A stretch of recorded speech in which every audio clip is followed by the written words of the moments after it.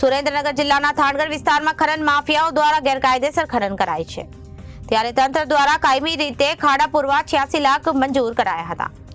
આથી બલુડો અને જામવાડી વિસ્તારમાં 1000 થી વધુ ખાડા પુરાવા કાર્યવાહી હાથ ધરાઈ હતી. બાદમાં ખર્ચ વધુ થતા 1.85 કરોડના 100 થી વધુ કર્મચારીઓ સાધનો સાથે પોલીસની સુરક્ષા વચ્ચે એક માસમાં 1000 થી વધુ ખાડા પુરાયા હતા.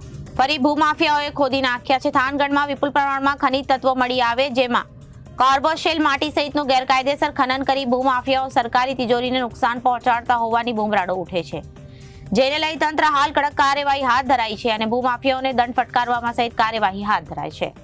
ત્યારે થાનગઢમાં ભૂમાફિયાઓ જ્યારે ખાણ ખનીજ વિભાગ દરોડા કરે ત્યારે પૂરતા આલોપ થઈ જાય છે અને તે સ્થળે ખાડાઓમાં ખનન ચાલુ કરી દેતા હતા. આથી 1 વર્ષ પહેલા જૂના ખાણ ખનીજ વિભાગ અધિકારી નીરવ બારોટ દ્વારા બલુડો અને જામવાડી વિસ્તારમાં 1000 થી વધુ ખાડાઓ આખા ટ્રેક્ટર અને ખનન મશીનોના અંદર ઉતરી જાય તેટલા ઊંડા ખાડાઓ કરી નાખ્યા હતા. આવા ખાડાઓ કાયમી નિકાલ માટે તંત્રએ કાર્યવાહી હાથ ધરી છે, જેમાં 1.85 કરોડના ખર્ચ કરી ખાણ ખનીજ વિભાગ ખાડાઓ બૂચવાનું કામ કર્યું હતું, જેના માટે 100 થી વધુ ખાણ ખનીજ વિભાગ કર્મચારીઓ 1 માસથી વધુ સમય બાદ ખાડા પૂર્યા છે.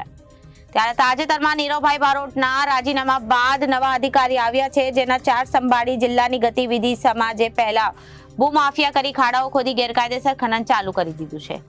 ત્યારે ખાડા ખોદ્યાના 1 વર્ષ બાદ ફરી સ્થિતિ એમ જ થઈ જતા કાર્યવાહીની માંગ કરી છે. રિપોર્ટર મહેશભાઈ ઉતેરિયા, ABC ન્યૂઝ, સુરેન્દ્રનગર.